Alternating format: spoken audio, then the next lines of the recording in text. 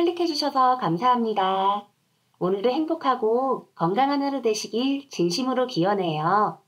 구독, 좋아요, 알림 설정 꼭 눌러주시고요. 전설천하 이야기 시작하겠습니다.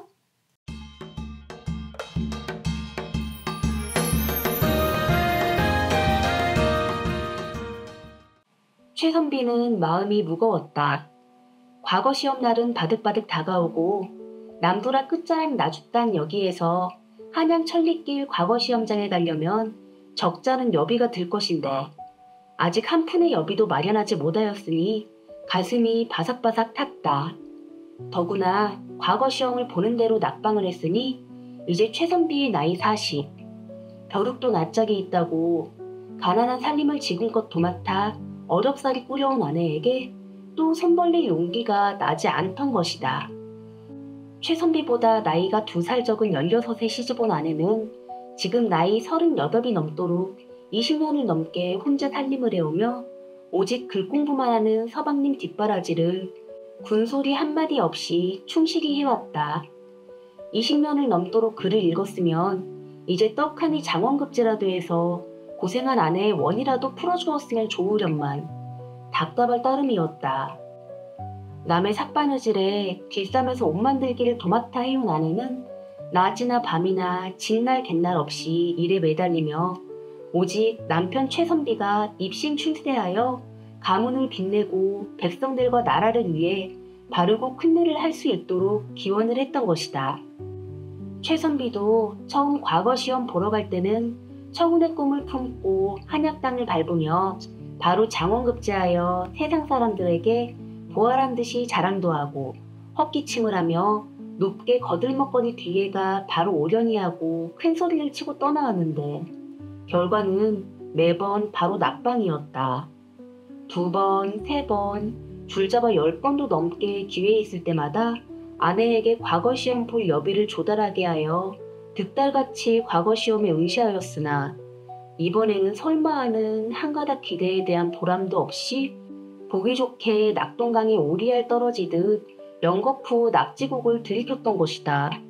아내는 아내대로 줄줄이 5이나 되는 아이들 먹이고 입히기도 숨이 찬데 거기다 간간히 서방님 과거 시험 여비 마련하려고 이웃에게 빌리고 친정집에 손을 벌려 이 집 저 집 뒷도지고 없는 살림살이 꾸려가기가 말이 아니었다.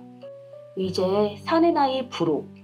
그렇게 보는 대로 낙방을 했으면 포기하고 집안 살림을 돌보아야 할 텐데 최선비는 오기가 생겼는지 그 열망을 결코 포기하려 들지 않았다.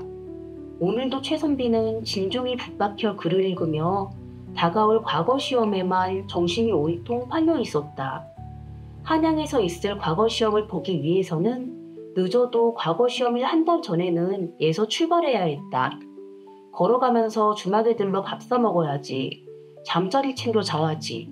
보통 여비가 많이 드는 것이 아니었다. 더구나 급제를 해서 머리에 어사발을 쓰고 마라에서 내주는 말을 타고 하인들을 거느리며 보아란 듯이 빛나는 관복을 걸쳐 입고 보기 좋게 고향의 금이 환영하면 더없이 영광스럽고 좋았겠지만 낙방을 하고 내려올라 치면 그 비용은 배나 더 들었다. 글을 읽으면서도 최선비는 닥쳐올 과거 시험장에 가기 위하여 한양 갈 여비를 어떻게 마련할까 고민이었다. 집안 살림 형편을 빤히 짐작하고 있는 최선비도 염치는 있어서 아내에게 바로 여비를 내놓으라고 하기는 어쩐지 마음이 내키지 않는 모양이었다. 그렇다고 최선비가 달리 묘책이 있는 것도 아니었다. 일가 친척이며 이웃들도 최선비가 과거 시험 보러 간다고 여비를 좀 빌리자고 하면 코웃음으로 웃어넘길 것이었다. 그렇게 한평생을 다 바쳐 과거 시험에만 매달렸어도 급제할 가망이 전혀 보이지 않을성 싶은 데다가 벌써 수차례씩이나 여비를 빌려주고도 받지 못하고 있었기 때문이었다. 당장 빌려간 내 돈 내놓으라고 호통을 치고 싶었으나 최선비 아내의 딱한 처지와 착한 심성을 보고는 이러지도 저러지도 못하고 있는 실정들이었다. 그러기에 결국 최선비는 얼마 가지 않아 아내에게 빈손 벌리며 과거 시험 타령을 하며 여비를 좀 장만해 줄 것을 부탁할 것은 불을 보듯 빤했다. 그로부터 닷새 후 최 선비는 이웃집 방아를 찧어주러 갔다 돌아와 늦은 저녁상을 차려 들어온 아내에게 밥수저도 들지 않고 말을 건넸다. 여보 부인, 내 염치 없지만 이번 한 번만 내 마지막으로 과거 시험에 응시해 보려 하오. 그래도 사내가 뜻을 세웠는데 기어이 성취해야 할 것 아니오. 어렵겠지만 이번만 여비를 좀 마련해 주오. 최 선비의 말에 아내는 말문이 막혔다. 언제적 빌린 여비도 이 집 저 집 다 못 갚고 일품으로 닥치는 대로 갚아나가고 있는 실정인데 또 여비 타령이라니. 그래도 네 집에서 빌려만 주면 얻어다 주겠는데 도무지 빌려줄 집도 더 이상 없었다. 그렇다고 하늘 같은 서방님의 부탁인데 아니 된다고 말할 수도 없었다. 고된 일을 하고 돌아온 아내는 밥 입맛까지 싹 달아나 이 일을 도대체 어떻게 해야 할지 도무지 막막하기만 했다.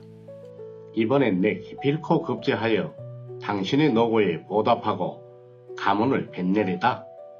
말없는 아내를 슬그머니 바라보며 최 선비는 이번에는 기어이 무엇을 해보이겠다고 다짐하는 말을 보탰다.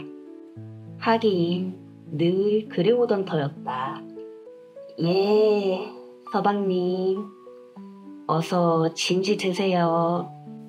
아내는 마지못해 대답했다.